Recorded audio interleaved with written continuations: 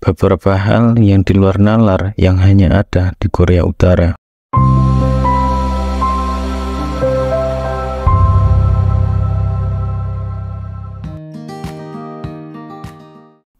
Ya, di Korea Utara ada peraturan tertentu yang harus dipatuhi oleh segala usia. Seperti mereka sama sekali tidak diperbolehkan memakai jeans warna biru, karena itu melambangkan kapitalisme. Wanita hanya diperbolehkan memakai rok selutut atau celana panjang dan tidak boleh berpakaian secara berlebihan.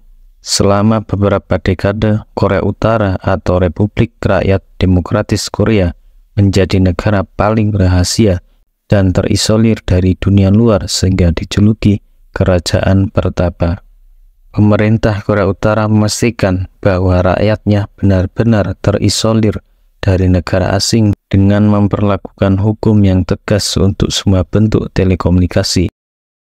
Keluarga Kim memerintah di Korea Utara lebih lama dari Uni Soviet, meskipun negara ini memiliki berbagai masalah dalam hal ekonomi, hak asasi manusia, dan masalah internal keluarga. Jadi di video ini kita akan melihat bagaimana kehidupan masyarakat Korea Utara di bawah pemerintahan dinasti Kim. Kim Il-sung 1948 sampai 1994. Kim Il-sung menjadi terkenal pada tahun 1937 ketika dia memimpin serangan gerilya yang disokong oleh Tiongkok untuk menyerang kerajaan Jepang. Kim Il-sung pernah bergabung dengan Tentara Merah di Uni Soviet dan diberi tanggung jawab untuk mengendalikan koloni-koloni Uni Soviet pada tahun 1945.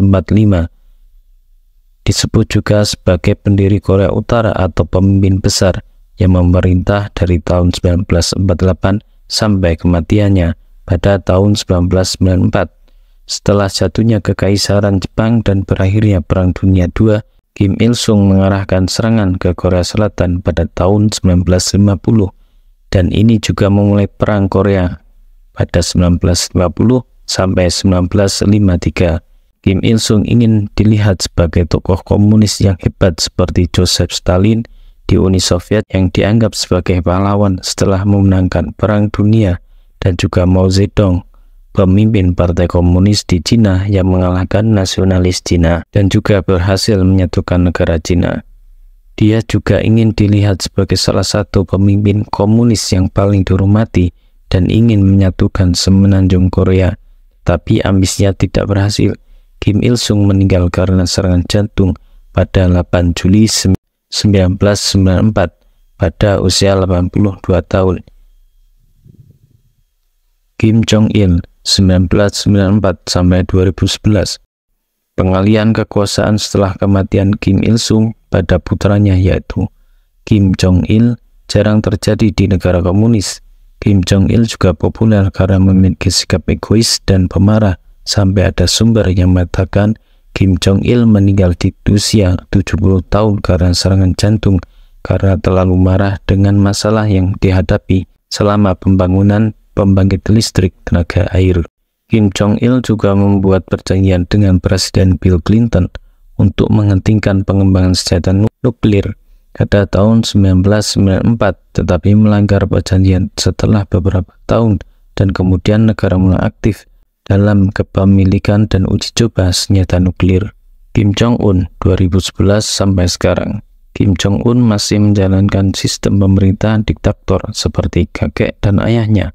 Kim Jong-un juga membuat kamp penjara untuk tahanan politik dan kesalahan umum yang telah dikritik oleh praktisi hukum internasional. Dia juga terkait dengan pembunuhan saudara tirinya, Kim Jong-nam, di Kuala Lumpur, Malaysia pada tahun 2017. Dijuluki sebagai penerus hebat dan memiliki sedikit pengalaman dalam politik serta militer. Dia mulai memerintah pada usia 27 tahun. Kim Jong-un masih melanjutkan pembangunan senjata nuklir meskipun negara menghadapi berbagai pembatasan ekonomi internasional. Bagaimana pemerintah Korea Utara mengontrol rakyatnya? Administrasi pemerintah sangat lemah tanpa sistem perpajakan yang efektif. Dengan pemerintah mengendalikan output produksi, setiap industri dan aktivitas bisnis apapun juga dikontrol dengan ketat karena dianggap mempengaruhi pengaruh politik. Pemerintah Korea Utara melakukan kontrol ketat atas rakyat termasuk pembatasan kebebasan bermasyarakat, beragama, berserikat, tidak ada partai politik oposisi, pembatasan pada semua media cetak dan elektronik, dan juga kendali penuh atas serikat pekerja. Pihak berwenang mengirim siapapun yang dicurigai anti pemerintah ke kamp penjara rahasia dan mereka akan diperlakukan dengan buruk. Rakyat hanya mengikuti apa yang ditentukan oleh pemerintah dan tidak berani mengeluh karena risiko jika ditangkap. Semua anggota keluarga individu yang bersalah termasuk anak-anak juga menghadapi nasib yang sama, dan 2 generasi setelah itu harus tinggal di kamp konsentrasi selama sisa hidup mereka. Di tahun 2018, Institut Nasional Korea Selatan memperkirakan ada sebanyak 80 hingga 120.000 tahanan di kamp. Tahanan juga melibatkan orang asing seperti Amerika, Jepang, dan Korea Selatan. Orang dipaksa bekerja tanpa bayaran. Kim Jong-un juga ketua serikat buruh membuat aturan dengan memaksa warganya, termasuk anak-anak, menjadi tenaga kerja untuk mengerahkan perekonomian nasional. Sebagian besar warga Korea Utara akan dipaksa bekerja tanpa bayaran untuk periode hidup mereka. Jika tidak hadir di tempat kerja, mereka akan dikirim ke kamp penahanan hingga 6 bulan. Korea Utara juga mempraktekkan pengawasan sosial ekonomi dan politik kepada rakyatnya yang disebut sebagai Songbun. Ini mengarah ke diskriminasi terhadap kelas bawah dalam semua aspek kehidupan seperti pekerjaan, penempatan penduduk, kedokteran, dan sekolah. Ini juga salah satu cara pemerintah memperingatkan agar rakyatnya selalu patuh pada pemimpinnya. Selama krisis kelaparan tahun 1990-an, beberapa daerah desa yang tidak populer benar-benar diabaikan dan tidak diberi persediaan makanan, menyebabkan banyak penduduk di sana meninggal. Kehidupan rakyat Korea Utara sangat mendasar dan tidak berubah seiring berjalannya waktu. Kesimpulannya, rakyat Korea Utara seolah mereka telah menerima cara hidup mereka ditentukan oleh pemerintah dengan menggunakan kekerasan dan pewaris dinasti Kim. Dan pewaris dinasti Kim juga mempertahankan kekuatan bahkan dengan mengorbankan keluarganya sendiri. Ya, ingin merevisi? Silahkan komen di bawah. Jangan lupa like, share, komen, dan subscribe. Terima kasih.